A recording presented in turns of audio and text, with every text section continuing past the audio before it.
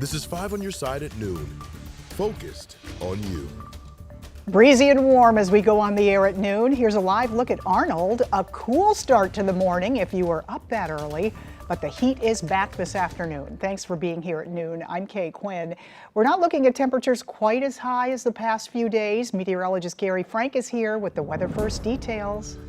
Yeah, good afternoon. As we see, at least the breeze is moving things around. That kind of picked up yesterday evening, makes it feel a little bit better, gets the bugs out of the air, and even though we're humid, it makes the air move around a little bit better. It's cloudy in Arnold, but that's different from everywhere else because on the Missouri side, you can see where this cloud cover and once again, some light rain streaming up. But as I zoom in, you can see the dividing line from this, where we have a few light showers from Prairie du Rocher, Red Bud, Du Bois, DuQuoin, all the way up to Mount Vernon. But in the city of St. Louis and pretty much anywhere off to the west, we're not seeing much in the way of cloud cover. So that's kind of the dividing line with temperatures. You'll really see it when it comes to the temperature map here over the next several hours. It's going to be pretty warm in the city and low 90s outside of the city. But on the Illinois side, there are going to be some spots that only top out into the low 80s. So that's going to be a significant difference here as we look ahead. There will be mostly just sun and clouds with gusts up to 30 miles an hour with that south breeze. But that cloud cover is really making it feel a little bit better and giving us a nice break before things change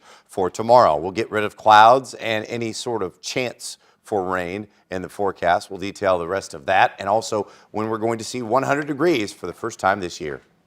All right, we'll see you in a few minutes. Thank you, Gary. A Mizzou student whose body was found in a river in Nashville had a blood alcohol level nearly 3 times the legal limit to drive. According to a medical examiner's report just released this morning, Riley Strain died of drowning and intoxication. The 22-year-old's death is being called an accident. Strain's body was found 2 weeks after he disappeared after being kicked out of a downtown Nashville bar. The medical examiner's report says his blood alcohol level was 0.22. The legal limit for most drivers is 0.08. Today, new information about a deadly crash at River des Peres. Police say a 15-year-old boy died and 4 other people were hurt. The crash happened around 11:30 last night on Old English Road near the border of South St. Louis and the city and county. Police say a 19-year-old woman was driving when the car slammed into a tree and caught fire. The other passengers are in critical condition. They are also teenagers. We are working to learn exactly what caused that crash. Right now, St. Louis police searching for people who drove around overnight shooting a pellet gun at people. At least 1 person is hurt, and our own photojournalist was targeted early this morning. 5 on your side, Sydney Stallworth shares the scary situation. 1 person has been hit so far. At least 2 of these drive-by style pellet gun shootings have been reported to police in the early hours of this morning, and our newsroom reported one of them. Our photographer became the target of the shooter just outside of our station, and it was all caught on camera. This is Walnut Street before 4 a.m. You see a black car drive the wrong way up the street, then someone fires what appears to be a pellet gun from the window of that car. You see our photographer ducking for cover behind that car. And just hours earlier, another reported shooting near Soulard on 9th and Russell. 1 person was hit with what police tell our crews who were on the scene was a BB gun. That happened just before 1:30 this morning, just outside Hammerstones. Police say that person's injuries weren't severe. Our 5 on your side photographer was not hit and is okay. That's the latest from downtown. I'm Sydney Stallworth, 5 on your side. Firefighters are trying to figure out what caused the Republic Services recycling plant to catch fire. This is the building on Bayless Road near I-55. Crews quickly removed recyclable material away from the flames to prevent the spread. That fire is under control. No one was hurt. A missing St. Louis Navy veteran was found dead in a Texas park. 26-year-old Jarvis McIntyre's body was found Friday, but officials confirmed it was him last night. No foul play is suspected, but family members believe otherwise. McIntyre's mom tells detectives her son was found without a phone, wallet, keys, or shoes. Thinking of my baby, how vibrant he was, lying in that creek. Face down. McIntyre's body is being brought back to St. Louis. His family is asking anyone with information to call San Antonio Police at 210-207-7660.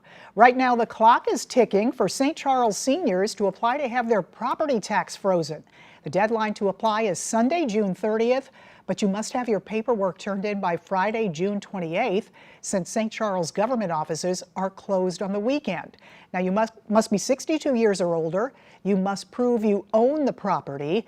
2 hours ago, the Collector of Revenue explained the #1 mistake people are making when they apply. The most common mistake we're seeing is the submission of a deed of trust, which is a mortgage document, and not an ownership deed. When we say ownership deed, proof of ownership, we're really looking for a warranty deed. It might be a special warranty deed, it could be a quitclaim deed, but it is not a mortgage document. It is not a deed of trust, it is not a deed of release. Since March 1st, 20,000 homeowners have applied for that property tax freeze. If you need help applying, the county's Collector of Revenue's office is taking appointments to help with that process. Hours from now, the St. Charles Library Board will meet. This was supposed to be the day they voted on a proposal to close 3 branches. Well, instead, library leaders are expected to table any decision on the closure until later this year. They want to hear from the public in listening sessions before making a decision. 5 on Your Side will be at tonight's meeting at 7 p.m. Look for an update on ksdk.com and our 10 p.m. newscast. Missouri Attorney General Andrew Bailey asking a St. Louis judge to reconsider part of a decision regarding transgender patient records from Planned Parenthood. 5 on Your Side's Laura Barczewski breaks down what happened in the courtroom yesterday and what happens next.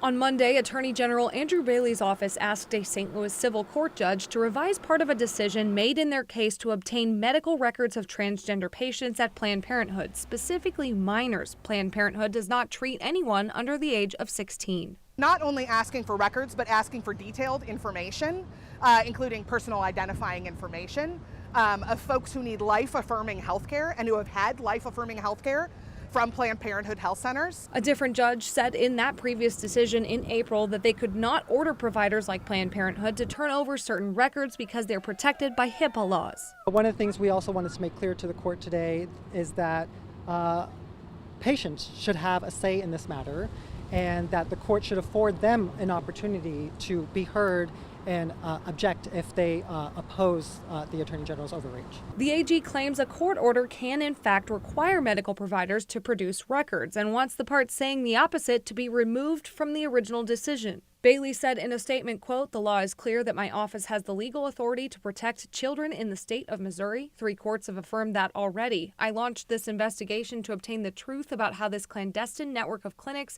subjected children to puberty blockers and irreversible surgery, often without parental consent. We are moving forward undeterred with our investigation into Planned Parenthood." Planned Parenthood says they have yet to see Bailey justify a court order for unredacted records. Every time we tell you that you need to justify, he shifts the reasons why he wants it. The last thing he said was he was investigating Medicaid fraud. Well, Medicaid doesn't cover gender-affirming care, so that is not the basis for this investigation. Planned Parenthood's interim CEO, Richard Munez, says this whole investigation is violating for patients, and there have been no formal complaints to the AG's office from patients about their care. He's intimidating, harassing providers and patients, and the court really needs to step in and say no more. Laura Barczewski, 5 on Your Side. Now, Planned Parenthood's legal team says if this motion is granted, they want 90 days to notify patients and will also file an appeal.